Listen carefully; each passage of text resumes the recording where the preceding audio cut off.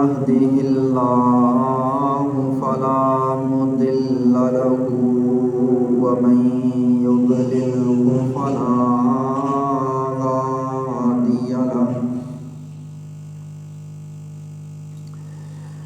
ونشهد أن لا إله إلا الله وحده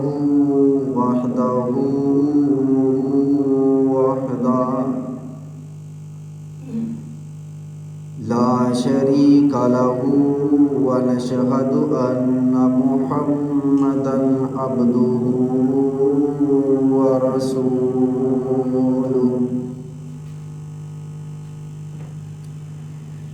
إن الله وملائكته يصلون على النبي يا أيها الذين آمنوا صلوا عليه وسلموا تسليما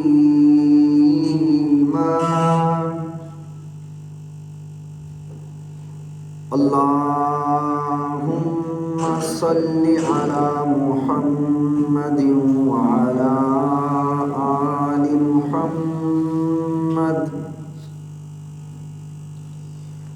كما صليت على إبراهيم وعلى آل إبراهيم إنك حميد مجيد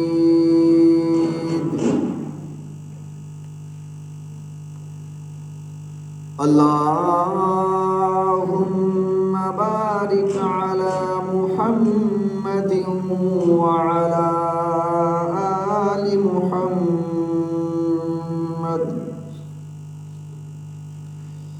كما باركت على إبراهيم وعلى آل إبراهيم إنك حميد مجيد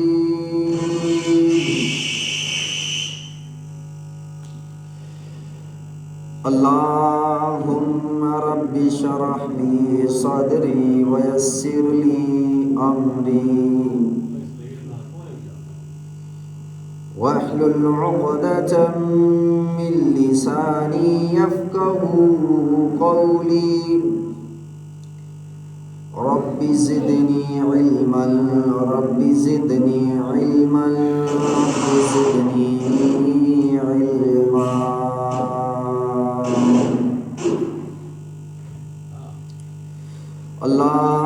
اللهم إنا نسألك علما نافعا ورزقا طيبا وعملا متقبلا أما بعد فإن خير الحديث كتاب الله وخير الهدي هدي محمد صلى الله عليه وسلم وشر الأمور محدثاتها وكل محدثة بدعة وكل بدعة ضلالة وكل ضلالة في النار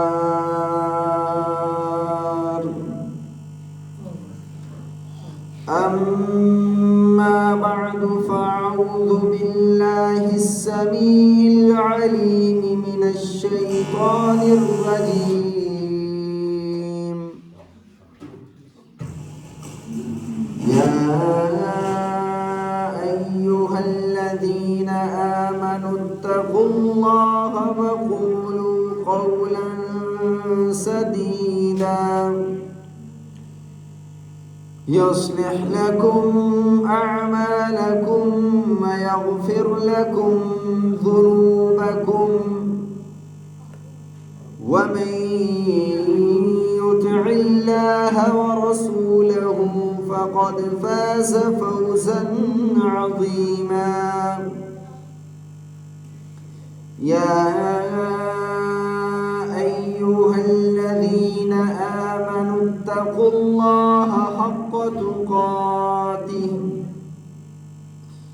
ولا تموتن إلا وأنتم مسلمون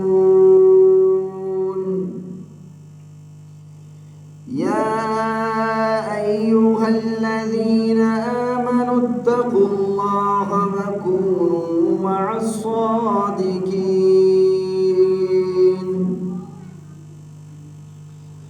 قال الله تبارك وتعالى في القرآن المجيد والفرقان الحميد إن الحسنات يذهبن السيئات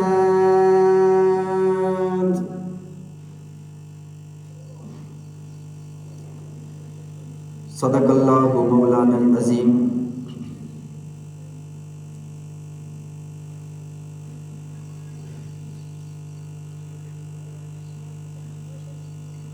ہر قسم کی حمد و ثنا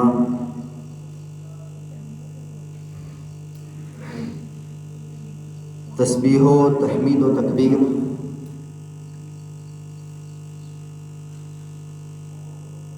اور کائنات کی ساری خوبیاں اور بڑائیاں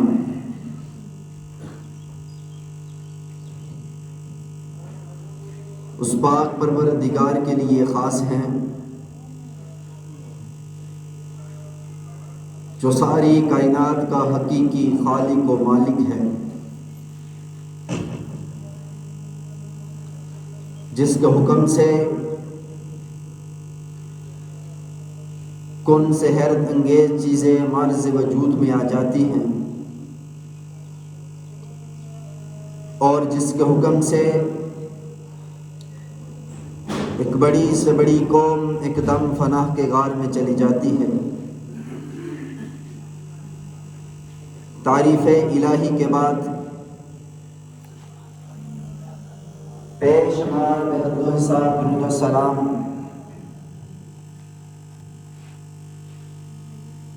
اس ہستی اقدس و مقدس پر جو ختم نبوت کا تاج پہن کر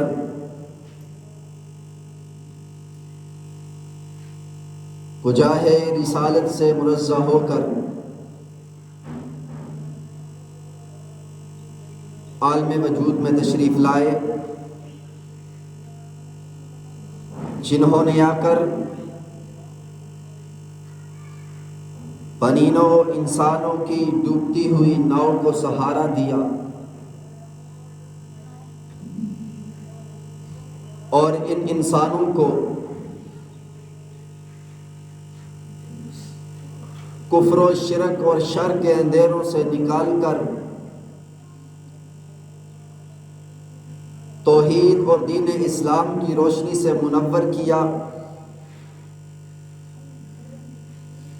اور پھر ان انسانوں کو تعمیر و ترقی کی ڈگر پر لگایا۔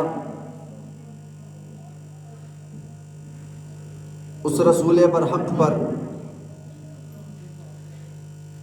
ریت کے ذرات سے زیادہ، پانی کے قطرات سے زیادہ، درختوں کے پتوں سے زیادہ، آسمان کے ستاروں سے زیادہ، سورج کی کرنوں اور چاند کی شعاعوں سے زیادہ، بلکہ پوری کائنات کے جاندار چیزوں کے سانس سے بھی بڑھ کر درود و سلام ہو، سب کہہ دو آمین۔ صدر ذی وقار، قابل عزت بزرگوں، دوستوں،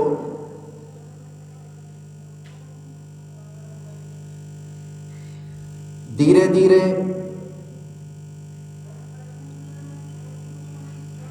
آہستہ آہستہ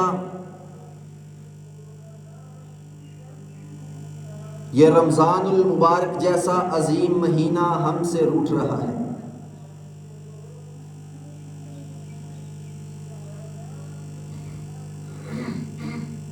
تو ہم نے اس مہینے کے اندر اپنا اپنا جائزہ لینا ہے کہ میں نے کتنی اللہ کی عبادت کی، مجھ سے کتنی کمی اور کوتاہیاں رہ گئی۔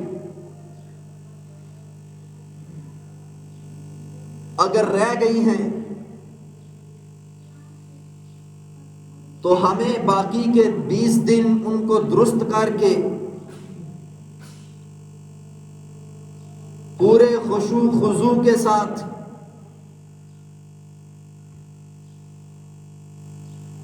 اور نیک دلی کے ساتھ اللہ تعالی کو راضی کرنا ہے، اس کی خوشنودی کو حاصل کرنا ہے۔ انسان اس دور کے اندر بڑا ہی مصروف کر دیا گیا ہے۔ 11 ماہ وہ رزق کمانے کے پیچھے لگا رہتا ہے، اس کو رزق کی فکر رہتی ہے، اور رزق کے حصول کے لیے اس سے فرائض بھی ترک ہو جاتے ہیں، اور بھی حقوق اللہ اور حقوق العباد کو ترک کر کے چلا جاتا ہے۔ تو ہمیں اس مہینے کے اندر اللہ تعالی کے حضور آ کر اپنے سر کو رکھ کر عاجزی اور انکساری اختیار کرتے ہوئے اپنے رب سے توبہ اور استغفار کرنی ہے۔ جب کوئی انسان گناہوں کا ڈھیر لے کر بے شمار گناہ لے کر، چاہے اس انسان کا اس کی زندگی کا آخری ہی حصہ کیوں نہ ہو، وہ لے کر اپنے رب کی بارگاہ میں آتا ہے، اللہ سے اپنے گناہوں کی توبہ اور استغفار کرتا ہے، رونا نہیں آتا لیکن رونے والی شکل بناتا ہے، تو حضرات خالق کائنات کی طرف سے پیغام آتا ہے، اللہ کی طرف سے ارشاد آتا ہے، اللہ کی طرف سے اعلان ہوتا ہے، اے گناہوں کے پاپی، جتنا مرضی زور لگا لے، جتنے مرضی آنسو بہا لے، میں خالق کائنات اس بات کا اعلان کرتا ہوں کہ میں نے تیرا ایک بھی گناہ معاف نہیں کرنا، تو اللہ پھر میری توبہ اور استغفار کرنے کا کیا فائدہ؟ پھر تیرے سامنے میرا گڑ گڑانے کا کیا فائدہ؟ پھر تیرے سامنے میرے آنسو بہانے کا کیا فائدہ؟ میں نے تو سنا تھا تو رحمان ہے، تو رحیم ہے، تو رحم کرنے والا ہے، تو بڑا مہربان ہے، تو اپنے بندوں سے 70 ماؤں سے زیادہ پیار کرنے والا ہے۔ اللہ تو کہہ رہا ہے کہ میں نے تیرا ایک بھی گناہ معاف نہیں کرنا۔ اللہ کہتا ہے ہاں میں نے تیرا ایک بھی گناہ معاف نہیں کرنا، بلکہ ان الحسنات یذہبن السیئات، میں نے تیرے سارے گناہوں کو نیکیوں میں تبدیل کرنا ہے، تیرے سارے گناہوں کو اٹھا کر نیکیوں میں تبدیل کرنا ہے۔ میں اتنا رحمان الرحیم ہوں، میں تجھ پر اتنا مہربان ہوں، اتنا رحم کرنے والا ہوں. تو نے صرف سنا تھا کہ اللہ 70 ماؤں سے زیادہ پیار کرتا ہے. تو میرے در پر آ کر تو دیکھ, تو مجھے منا کر تو دیکھ, تو اپنے گناہوں کو میرے سامنے لا کر تو دیکھ, تو میری عدالت میں پیش ہو کر تو دیکھ. میں اتنا رحمان اور رحیم ہوں, میں تیرے ان سارے گناہوں کو نیکیوں میں تبدیل کر دوں گا.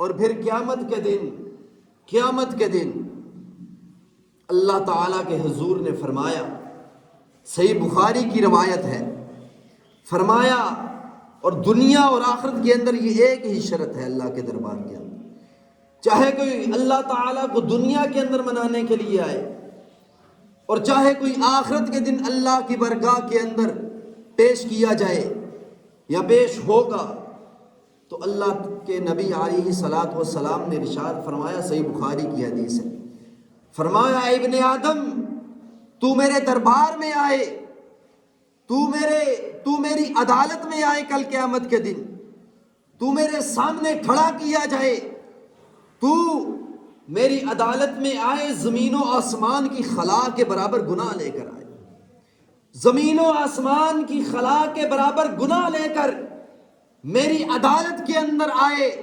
فرمایا میں اتنا رحمان اور رحیم ہوں, میں تیرے سارے گناہوں کو معاف کر کے تجھے جنت کے اندر داخل کر دوں گا.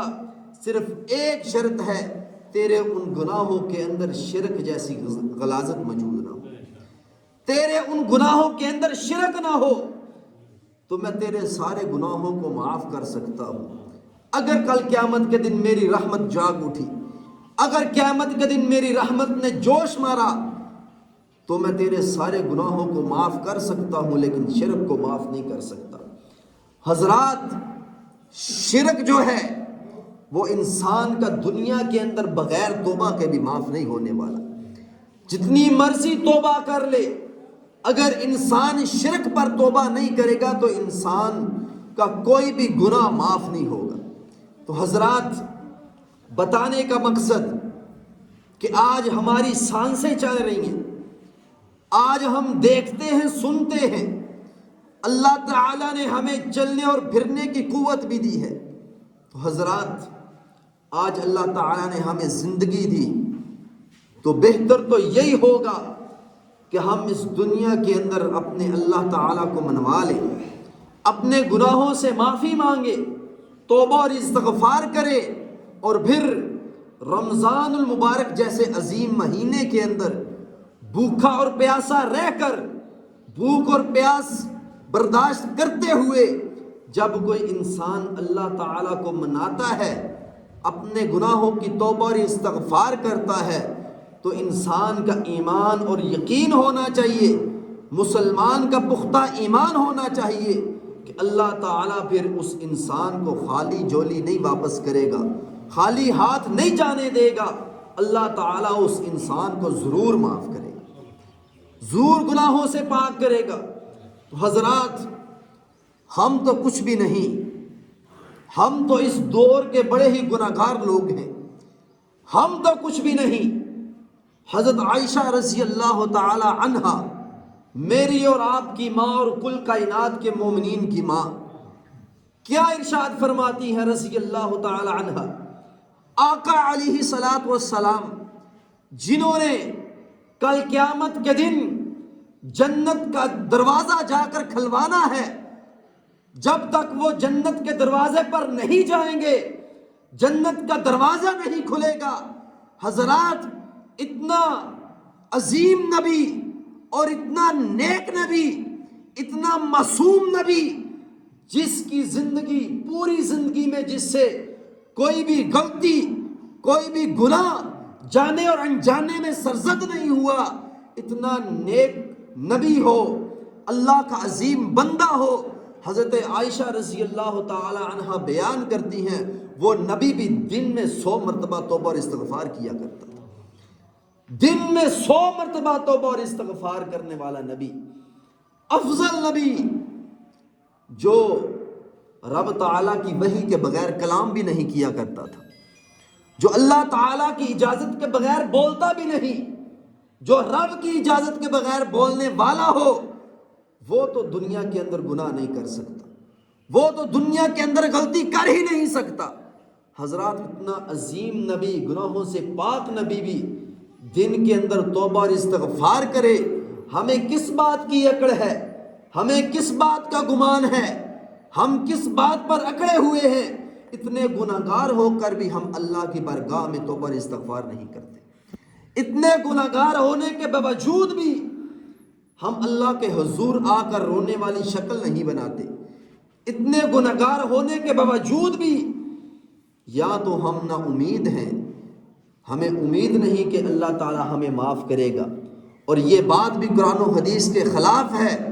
انسان کو نا امید نہیں ہونا چاہیے، اور بالخصوص اللہ تعالیٰ کی بارگاہ کے اندر آتے ہوئے انسان کو امید نہیں بلکہ یقین کے ساتھ آنا چاہیے کہ جب میں اللہ تعالیٰ کی بارگاہ میں جاؤں گا، اللہ تعالیٰ کے سامنے پیش ہوں گا، اپنے ہاتھوں کو اٹھاؤں گا، اللہ تعالیٰ سے توبہ اور استغفار کروں گا، انسان کو امید نہیں بلکہ یقین کے ساتھ آنا چاہیے کہ اللہ تعالیٰ مجھے ضرور معاف کرے گا۔ یقین کے ساتھ، امید کے اندر شک ہوتا ہے، پتہ نہیں وہ معاف کرے گا یا نہیں کرے گا۔ ایک انسان کسی انسان کے پاس کوئی کام کروانے کے لیے جاتا ہے تو امید لے کر جاتا ہے، امید لے کر جاتا ہے، اچھی امید لے کر کہ ہاں وہ مان جائے گا۔ اگر وہ امید لے کر جائے اور وہ انسان نہ مانے تو اس کی تو امید چور و چور ہوگی، اس کی تو امید ختم ہو گئی۔ لیکن ایک بیٹا اپنے باپ کے پاس یا باپ اپنے بیٹے کے پاس کسی کام کے لیے یا کوئی بات منوانے کے لیے جائے تو باپ کو یقین ہوتا ہے کہ میں اس کا باپ ہوں، وہ میرا بیٹا ہے، وہ میری ضرور بات مانے گا، مجھے یقین ہے۔ اگر نہ بھی مانے تو باپ 2-4 تھپڑ لگوا کر بھی منوا لیتا ہے۔ تو حضرات، یعنی کہ باپ اپنے بیٹے کے پاس یقین کے ساتھ جاتا ہے اور بیٹا بھی اس کی لاج رکھتا ہے، جس طرح حضرت ابراہیم علیہ السلام نے اپنی خواب اپنے بیٹے کے سامنے بیان کی، یقین تھا کہ میرا بیٹا میری بات کو مانے گا، کیونکہ حضرت ابراہیم علیہ السلام کا عظیم بیٹا تھا، فرما بردار بیٹا جو ہو وہ باپ کی بات کو ٹالتا نہیں۔ تو حضرات، اسی طرح جب کوئی اللہ کا گناہگار بندہ اللہ تعالیٰ کے بارے میں یقین لے کر آتا ہے، اور جب بھی اللہ کے حضور آئیں، اللہ کے دربار میں آئیں تو امید نہ لے کر آئیں بلکہ یقین لے کر آیا کریں کہ اللہ تعالیٰ ضرور میری بات کو سنے گا اور ضرور مجھے گناہوں سے پاک کرے گا، ضرور مجھے معاف کرے گا۔ تو حضرات، اللہ تعالیٰ انسان کے گناہوں کو نیکیوں میں تبدیل کر دیتا ہے جب کوئی اس کی بارگاہ میں توبہ اور استغفار کرتا ہے۔ تو حضرات، اسی طرح ایک صحابی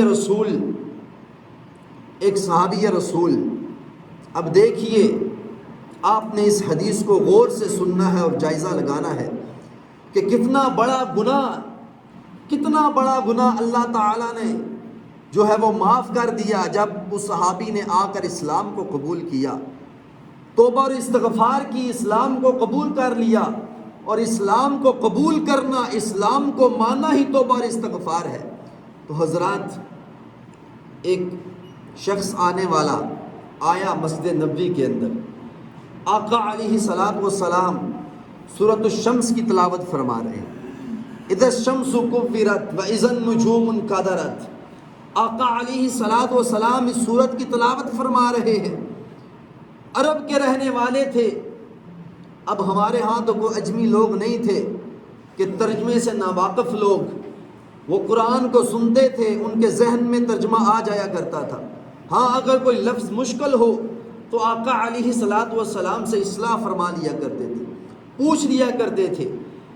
اگر کوئی لفظ مشکل ہو، آقا علیہ السلام کو سمجھ میں آئے کہ یہ صحابہ کو نہیں سمجھ میں آ رہا، تو آقا علیہ السلام خود بخود بھی ان کو بتلا دیا کرتے تھے۔ تو حضرات، آقا علیہ السلام تلاوت فرما رہے ہیں، فرماتے فرماتے آپ نے بھی ای ذنب قتلت پر آئے کہ جنہوں نے بے گناہ جانوں کو قتل کیا ہے، جنہوں نے بچیوں کو قتل کیا، بچوں کو قتل کیا، زندہ درگور کیا، کل قیامت کے دن ان کو بھی اللہ کے حضور کھڑا کیا جائے گا۔ تو حضرات، آج کے قاتل بھی، آج بھی لوگوں کو قتل کرنے والے اس بات پر غور اور فکر کرے اور اس بات کو سمجھ لیں، جنہوں نے کسی بے گناہ کا خون بہایا ہے، بے گناہ لوگوں کو قتل کیا ہے، کل قیامت کے دن ان کو اللہ کی بارگاہ میں پیش کر کے پوچھا جائے گا، بتلاؤ کس وجہ سے تم نے ان کو قتل کیا تھا، کس وجہ سے تم نے ان سے ان کی زندگی کو چھینا تھا، تم کو کس نے حق دیا تھا کہ تم ان سے ان کی زندگی کو چھین لو۔ حضرات، ان کو پیش کیا جائے گا اور پوچھا جائے گا اللہ کی بارگاہ کے اندر، اللہ کے دربار کے اندر، بِأَيِّ ذَنبٍ قُتِلَتْ، فرمایا قاتلوں کو اللہ کے دربار میں پیش کر کے پوچھا جائے گا، پوچھا جائے گا۔ حضرات، یہ آدمی قرآن کی تلاوت سن رہا ہے، جیسے ہی اس کے کانوں میں یہ قرآن کی آیت پڑھی بِأَيِّ ذَنبٍ قُتِلَتْ، کہ جنہوں نے بے گناہ جانوں کو قتل کیا ان کو اللہ کی بارگاہ میں پیش کیا جائے گا، تو یہ زار و قطار رونے لگا، خود ساختہ اس کی آنکھوں میں آنسو آنے لگے۔ حضرات، اس کی آنکھیں آنسو سے بھر آئیں، یہ رونے لگا، زار و قطار رونے لگا۔ آقا علیہ السلام نے تلاوت مکمل کی تو پاس آ گیا، رو رہا ہے، آنکھوں میں آنسو ہیں۔ فرمایا کیوں رو رہا ہے، کیا ہوا، کس وجہ سے تیری آنکھوں میں آنسو آئے ہیں؟ اب اپنی زندگی کا قصہ سنانے لگا، اب اپنی زندگی کے حالات و واقعات سنانے لگا۔ فرمایا میں مسلمان نہیں، میں کافر تھا، ابھی اسلام نہیں قبول کیا تھا۔ فرمایا میں کسی کام کے لیے گھر سے باہر چلا گیا اور اپنی گھر والی کو نان و نفقہ خرچہ دے کر گیا تھا۔ فرمایا میری بیٹی پیٹ سے تھی، میری بیوی پیٹ سے تھی، میں نے اس کو حکم دیا تھا کہ اگر بیٹا ہوا تو اس کی اچھی تربیت کرنا، اس کو اچھی تعلیم دلوانا، تو اگر بیٹی ہوئی تو اس کو زندہ درگور کر دینا، اس کو زندہ درگور کر دینا، اس کو قتل کر دینا۔ تو کہتا ہے، بیان کرتا ہے، میں کافی عرصے کے بعد گھر پر واپس لوٹا۔ حضرات، کافی عرصے کے بعد، اور جو لوگ اس وقت گھر سے سفر کے لیے یا جہاد کے لیے جایا کرتے تھے تو وہ کشتیاں جلا کر ہی جایا کرتے تھے، واپس آگے تو آگے، نہ آئے تو نہ آئے۔ اور اسی لیے حضرت عمر فاروق رضی اللہ تعالی عنہ نے اپنے دور خلافت کے اندر یہ حکم صادر کر دیا تھا، فرمایا تھا کہ 4 ماہ 10 دن تک کوئی بھی شادی شدہ مرد اپنے گھر سے باہر نہیں رہے گا۔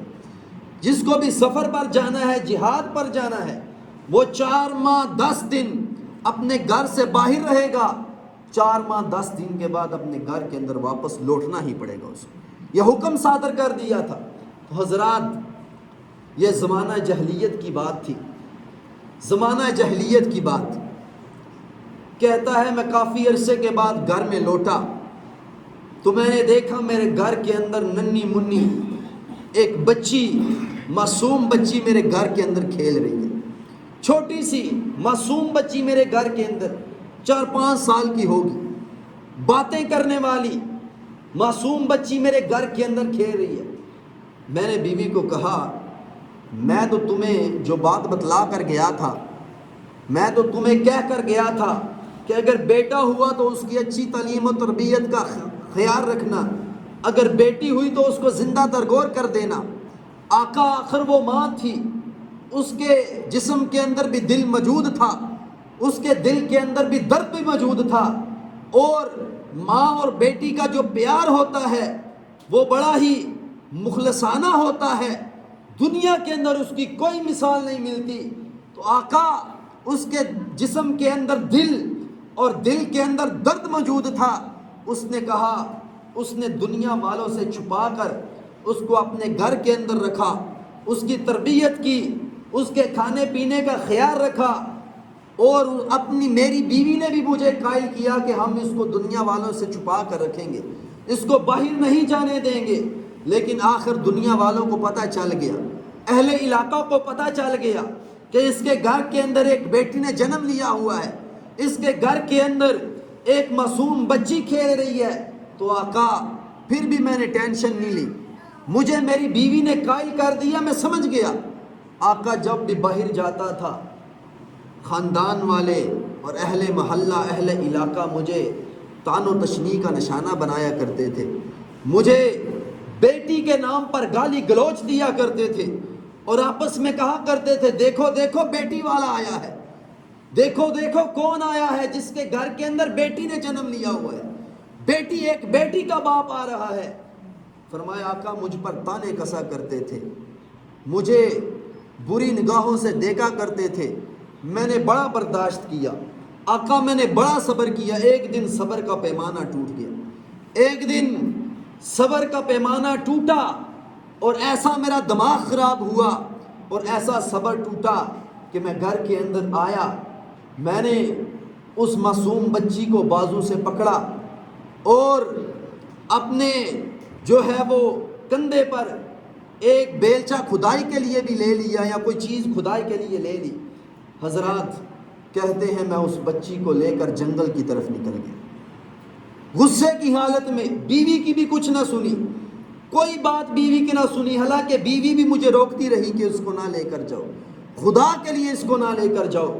لیکن اہل محلہ کی اور اہل علاقے والوں کی وہ باتیں میرے ذہن پر اس قدر سوار ہو چکی تھی، وہ طعن و تشنیع اور وہ گندے الفاظ میرے ذہن پر انہوں نے اس قدر بسیرا کر رکھا تھا کہ مجھے اس بچی کو درگور کرنے کے علاوہ کوئی بھی میرے ذہن میں بات نہ آ رہی تھی۔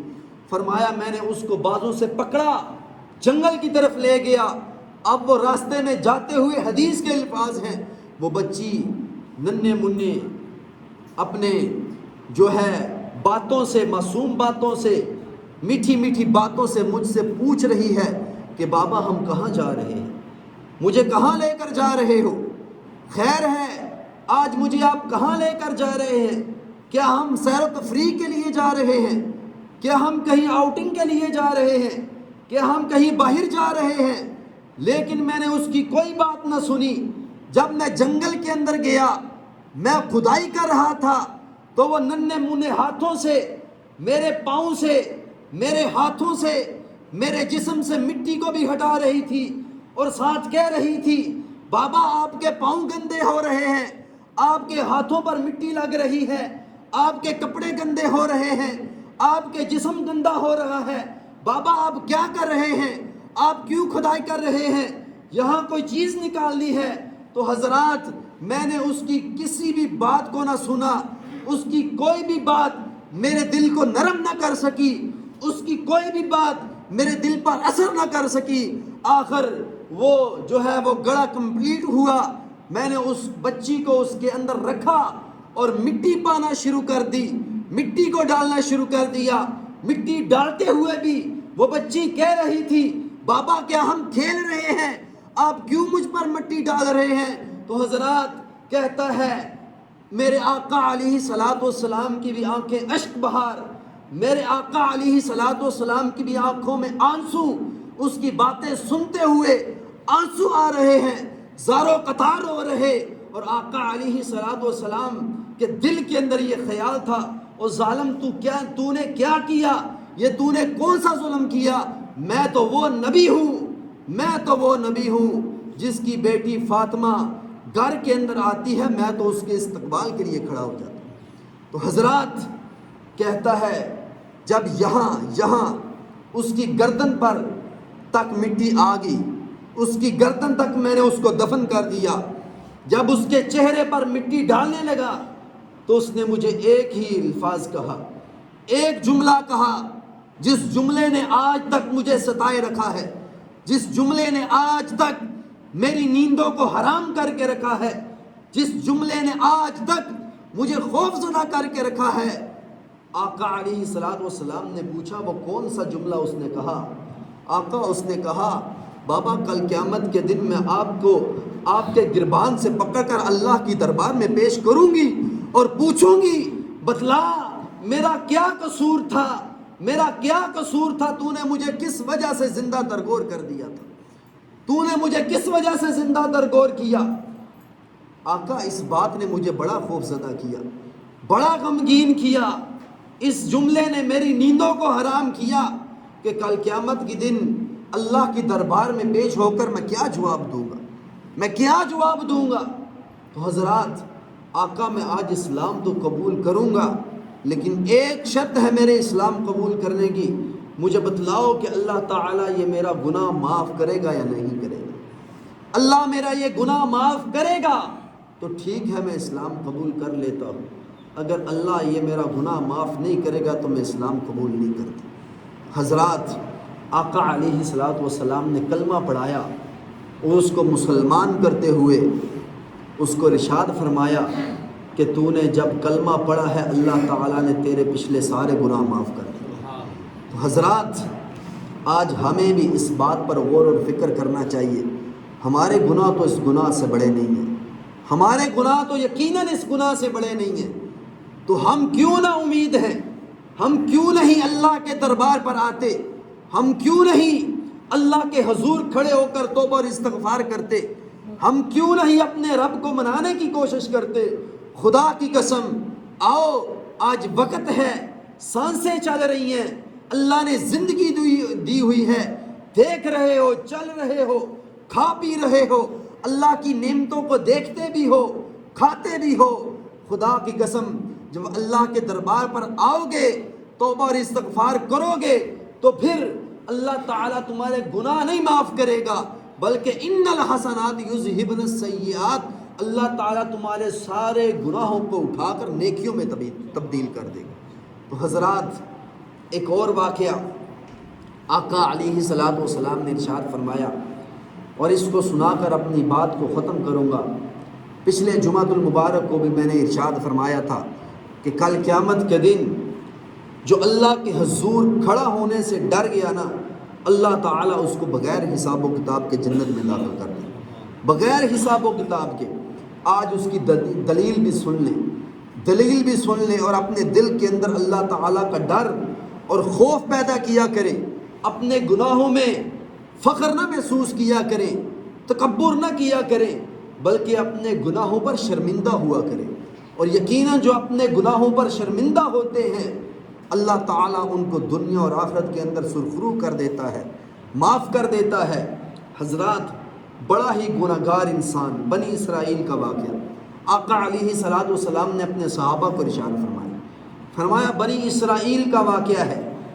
بنی اسرائیل کے اندر ایک بڑا ہی گناہگار شخص، ایک بڑا ہی سایہ کار گناہگار آدمی، فرمایا جب مرنے لگا نا، اس کو موت آنے لگی تو اس نے اپنے بیٹوں کو بلایا۔ اس نے کہیں سے سن رکھا تھا کہ اللہ تعالیٰ انسان کو اپنے حضور کھڑا کرے گا، حساب و کتاب لے گا۔ تو اب دیکھیے اس کے آخر انسان تھا، ان الانسان کان ضعیفا، اللہ تعالیٰ نے قرآن مجید کے اندر ارشاد فرمایا انسان کم عقل ہے، انسان کمزور ہے، جو وہ سوچتا ہے، جو وہ سمجھتا ہے، ہم بڑے ہی اس سے بلند و بالا ہیں، بڑے ہی اعلیٰ ہیں۔ تو حضرات اس نے اپنے بیٹوں کو بلایا، گناہگار تھا، سیاکار تھا، اور نا امید بھی تھا، نا امید بھی تھا، اللہ کے دربار سے نا امید تھا، اللہ سے نا امید تھا کہ پتہ نہیں اللہ تعالیٰ میرے گناہوں کو معاف کرے گا یا نہیں کرے گا۔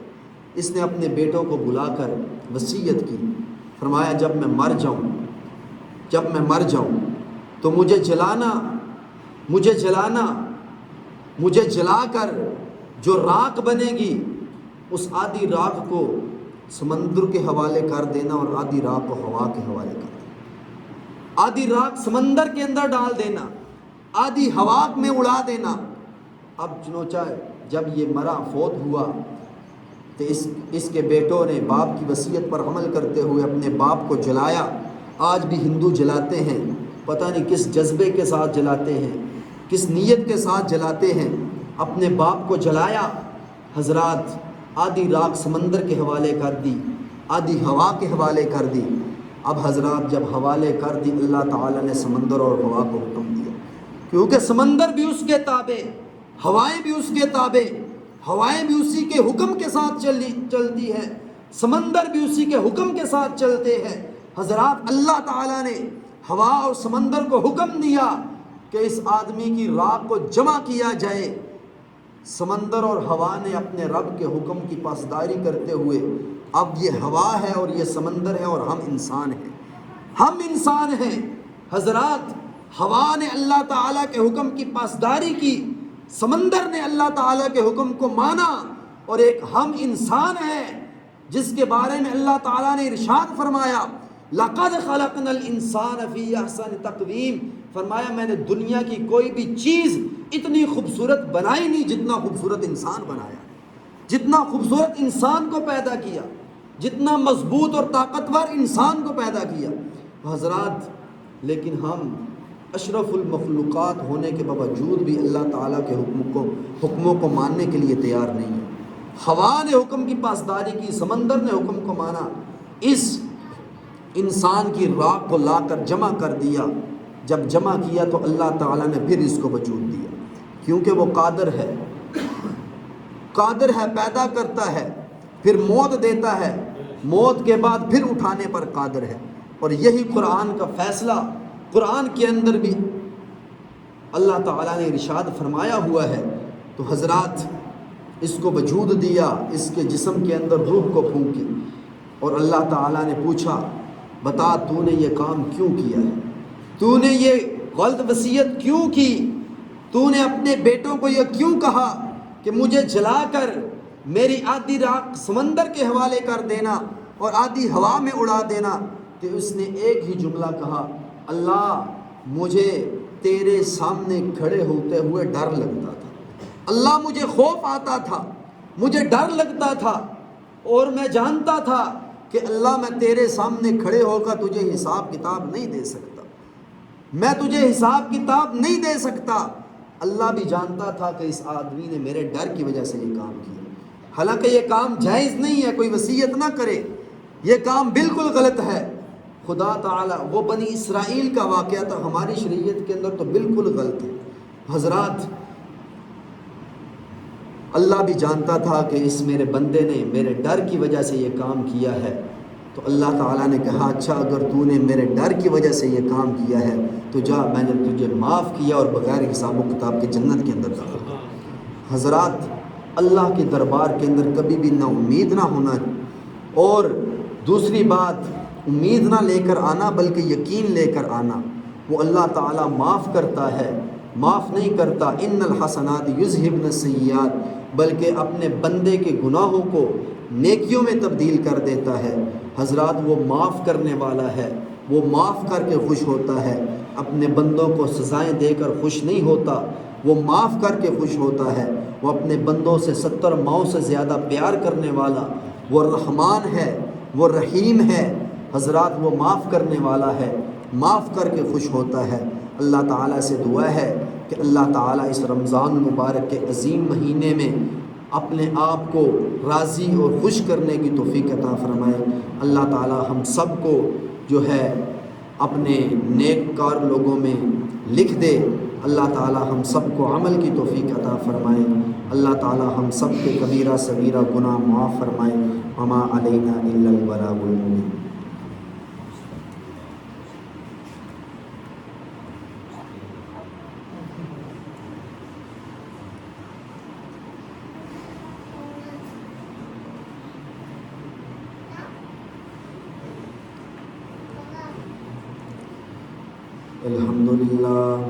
الحمد لله وكفى وسلام على عباده الذين اصطفى نحمده ونستعينه ونستغفره ونؤمن به ونتوكل عليه ونعوذ بالله من شرور أنفسنا ومن سيئات أعمالنا من يهده الله فلا مضل له ومن يضلله فلا هادي له ونشهد أن لا إله إلا الله وحده لا شريك له ونشهد أن محمدا عبده ورسوله إن الله وملائكته يصلون على النبي یا ایھا الذین آمنوا صلوا علیہ وسلموا تسلیما۔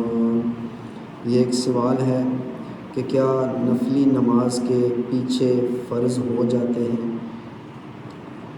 جی بالکل، نفلی نماز کے پیچھے اگر امام نفلی نماز پڑھا رہا ہے تو کسی نے فرض پڑھنی ہے تو اس کے پیچھے فرض نماز ہو جاتی ہے، اور یہ تو اس بات پر دلیل موجود ہے۔ صحیح بخاری کی روایت ہے کہ حضرت معاذ بن جبل رضی اللہ تعالی عنہ عشاء کی نماز آقا علیہ الصلوۃ والسلام کے پیچھے پڑھتے، فرض کر کے پیچھے آقا علیہ الصلوۃ والسلام کے عشاء کی نماز پڑھتے، اور پھر اپنے علاقے میں جا کر اپنے علاقے میں کی مسجد میں اپنے لوگوں کو عشاء کی نماز پڑھاتے، اور کہتے تھے مدینہ الرسول میں مسجد نبوی کے اندر میں فرض پڑھ کے آیا ہوں، اور یہاں میں نفل ادا کر رہا ہوں اور پیچھے لوگوں کی امامت کرا رہا ہوں، پیچھے لوگ فرض نماز ادا کر رہے ہیں۔ تو ایک آدمی ذمہ دار آدمی تھا، سارا دن کھیتوں کو پانی لگانے والا تھا سخت گرمی کے اندر، تو تھکا ہوا تھا، اور حضرت معاذ بن جبل رضی اللہ تعالیٰ عنہ لمبی صورتوں کی قرات کیا کرتے تھے عشاء کی نماز کے اندر۔ تو ایک دن وہ کھڑا رہا، حضرت معاذ بن جبل نے سورۃ بقرہ شروع کی ہوئی یا کوئی اور صورت لمبی شروع کی ہوئی، پہلی ہی رکعت میں وہ تھک گیا کیونکہ سارا دن کا تھکا ہوا آدمی تھا، تو اس نے نماز کو توڑا، اپنی نماز پڑھی اور چلا گیا۔ اگلے دن رسول اللہ کی بارگاہ میں حاضر ہو کر اس نے شکایت لگا دی، حضرت معاذ بن جبل جو ہیں وہ لمبی صورتوں کی قرات کرتے ہیں، ہم تھکے ہوئے ہوتے ہیں، تو میں نے یہ کام کیا ہے۔ تو آقا علیہ الصلوۃ والسلام نے اس کو بھی منع کیا کہ نماز کو توڑ کر اپنی نماز نہیں پڑھنی علیحدہ سے جب جماعت ہو رہی ہو۔ تو حضرت معاذ بن جبل کو بھی بلا کر کہا تو لوگوں کو مشقت میں ڈالتا ہے، لمبی صورتوں کی قرات کر کے تو لوگوں کو تنگی میں مشقت میں ڈالتا ہے، جب جماعت کروانی ہو تو چھوٹی صورتوں کی تلاوت کرنی ہے، اور جب اپنی نماز پڑھنی ہے اکیلے میں پڑھنی ہے تو بے شک جتنی لمبی کر لیا کر، لیکن لوگوں کی جب امامت کروانی ہے تو چھوٹی صورتوں کی قرات کرنی ہے۔ تو حضرات اس مسجد کے اندر حضرت معاذ بن جبل کی نماز نفل نماز ہوا کرتی تھی، اور پیچھے لوگوں کی فرض نماز ہوا کرتی تھی۔ اگر اس بات کے اندر کوئی مسئلہ نہیں کہ کسی انسان نے نفل نماز کے پیچھے فرض نماز پڑھنی ہو تو وہ پڑھ سکتا ہے۔ آج کل جس طرح مسئلہ ہے کہ لوگ نماز کے وقت نہیں آتے، نماز سے ذرا لیٹ آتے ہیں، اس وقت آتے ہیں جب نماز تراویح شروع ہو رہی ہوتی ہے، تو حضرات وہ لوگ اگر جماعت کے ساتھ ان کو نماز پڑھنی چاہیے، کیونکہ اکیلے کے اندر ایک نماز کا ثواب ملے گا، جب آپ جماعت کے ساتھ پڑھیں گے تو 27 نمازوں کا ثواب ملے گا۔ حضرات امام صاحب نے اب نماز تراویح پڑھانی ہے، نفل پڑھانے ہیں، تو پیچھے انسان جو ہے اس نے پیچھے کسی آدمی نے فرض نماز پڑھنی ہے تو اس کے چاہیے کہ وہ فرض نماز کی نیت کرے اور نماز تراویح کے ساتھ مل جائے، 2 رکعت نماز فرض ادا کرے، جب امام نماز تراویح کا سلام پھیرے تو وہ اٹھ کر کھڑا ہو کر اپنے باقی کے 2 فرض پورے کرے۔ تو حضرات تیسرے نمبر پر بڑا مسئلہ ہے کہ پھر وہ انسان نماز تو پڑھ لیتا ہے تو پھر وہ اپنی سنتیں پڑھنا شروع کر دیتا ہے، تو یہ نہیں کرنا۔ جب امام نے دوسری تراویح شروع کر لی ہے تو آپ نے اپنی نماز نہیں پڑھنی، آپ نے کوئی کسی قسم کی سنت یا وتر ادا نہیں کرنا، سائڈ پہ ہو کر آپ نے نماز کو ترجیح دینی ہے، امامت کو ترجیح دینی ہے، آپ نے اس جماعت کے ساتھ مل کر باقی کے جو تراویح ہیں ان کو ادا کرنا ہے۔ اگر سنت کو نہیں ادا کیا ان دنوں کے اندر تو کوئی مسئلہ نہیں، پہلے تو کوشش کریں کہ باجماعت نماز کو ادا کیا کریں، نماز کے وقت نماز کو ادا کیا کریں، تو اس میں سے آپ کو سنتوں کا بھی وقت مل جائے گا اور نماز تراویح کا بھی وقت مل جائے گا۔ تو حضرات یہ 2-4 باتیں تھیں۔ اگر آپ نے سنتیں ادا کرنی ہے، آپ کے دل کے اندر خواہش ہے کہ جو عشاء کے بعد 2 رکعت سنتے ہیں ان کو ہم نے ادا کرنا ہے، تو وہ آپ جب نماز تراویح ختم ہو جائیں گھر جا کر بھی آپ ادا کر سکتے ہیں۔ مسجد کے اندر جب جماعت ہو رہی ہو تو کسی قسم کی علادہ ہو کر انسان نماز نہیں پڑھ سکتا۔ جب جماعت ہو رہی ہو، جماعت کے ساتھ آپ نفل نماز کے ساتھ امام نفل پڑھا رہا ہو تو آپ اس کے پیچھے فرض ادا کر سکتے ہیں، اور جب اس کے بعد پھر جماعت ہو رہی ہو تو آپ کسی قسم کا کوئی بھی سنت یا اپنی نماز نہیں پڑھ سکتے۔ یہ بس 2-4 باتیں اپنے ذہن کے اندر رکھیں، باقی اللہ تعالی ہمیں دین دنیا کی سمجھ عطا فرمائے۔ اللہم صلی علی محمد وعلی آل محمد کما صلیت علی ابراہیم وعلی آل ابراہیم انک حمید مجید۔ اللہم بارک علی محمد وعلی آل محمد کما بارکت علی ابراہیم وعلی آل ابراہیم انک حمید مجید۔ اللہم رب اشرح لی صدری ویسر لی امری واحلل عقدۃ من لسانی یفقہوا قولی۔ رب زدنی علما رب زدنی علما رب زدنی علما۔ اللہم انا نسألک علما نافعا ورزقا طیبا وعملا متقبلا۔ ربنا آتنا في الدنيا حسنة وفي الآخرة حسنة وقنا عذاب النار وقنا عذاب القبر وقنا عذاب الحشر وقنا عذاب الميزان۔ لا إله إلا أنت سبحانك إني كنت من الظالمين۔ ربنا ظلمنا أنفسنا وإن لم تغفر لنا وترحمنا لنكونن من الخاسرين۔ ربنا هب لنا من أزواجنا وذرياتنا قرة أعين واجعلنا للمتقين إماما۔ ربنا هب لنا من أزواجنا وذرياتنا قرة أعين واجعلنا للمتقين إماما۔ رب ارحمهما كما ربيانا صغيرا رب ارحمهما كما ربيانا صغيرا رب ارحمهما كما ربيانا صغيرا۔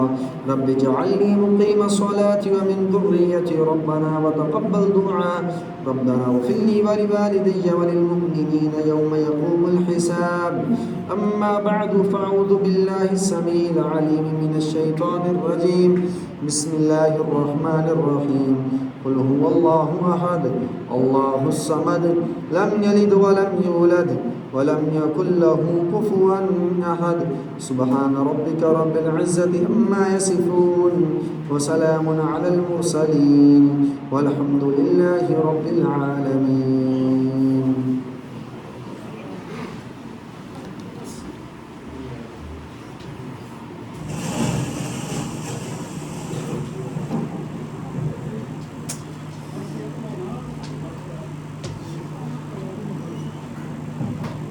اللہ اکبر اللہ اکبر، اشہد ان لا الہ الا اللہ، اشہد ان محمد رسول اللہ۔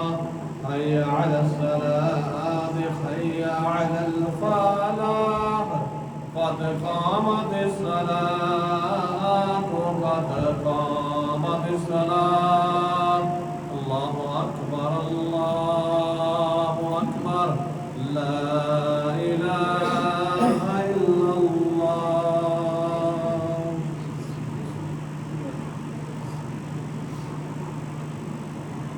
پاؤں سے پاؤں ملانا، سفر کو درست کرنا۔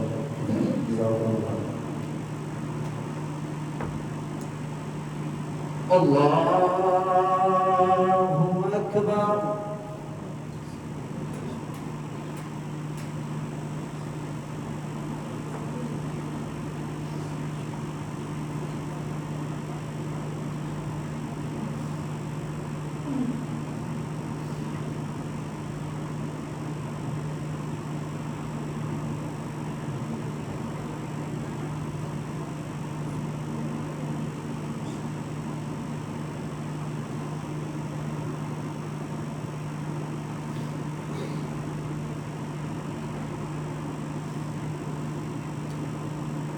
الحمد لله رب العالمين، الرحمن الرحيم، مالك يوم الدين، إياك نعبد وإياك نستعين، اهدنا الصراط المستقيم، صراط الذين أنعمت عليهم غير المغضوب عليهم ولا الضالين۔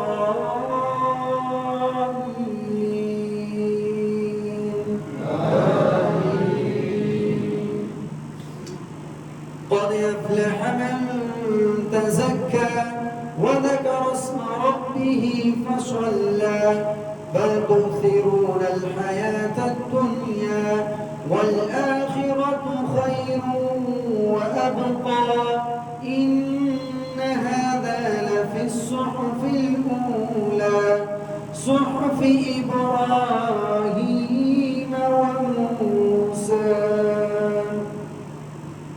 الله أكبر.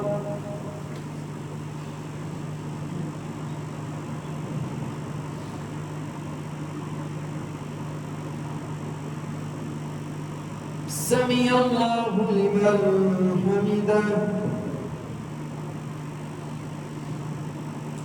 الله أكبر.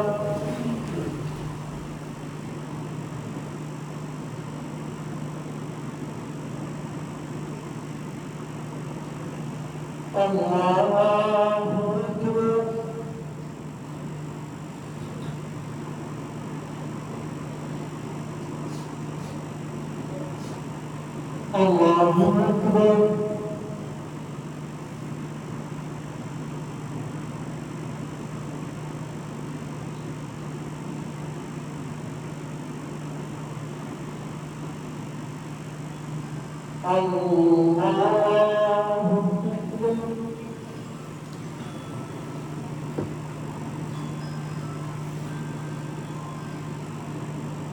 الحمد لله رب العالمين الرحمن الرحيم مالك يوم الدين إياك نعبد وإياك نستعين اهدنا الصراط المستقيم صراط الذين أنعمت عليهم غير المغضوب عليهم ولا الضالين.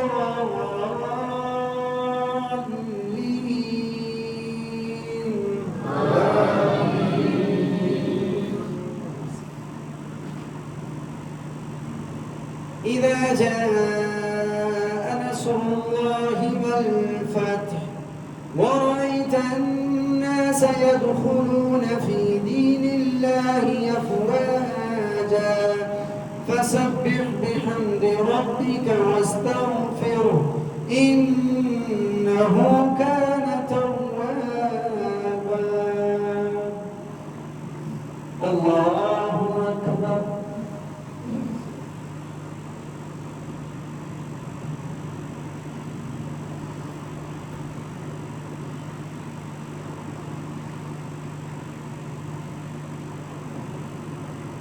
سمع الله لمن حمده.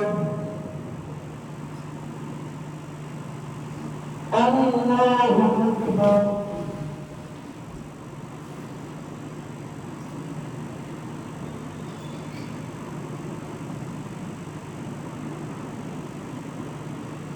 الله أكبر.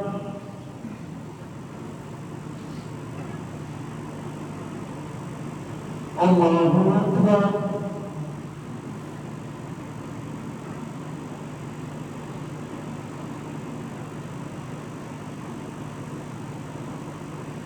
الله أكبر.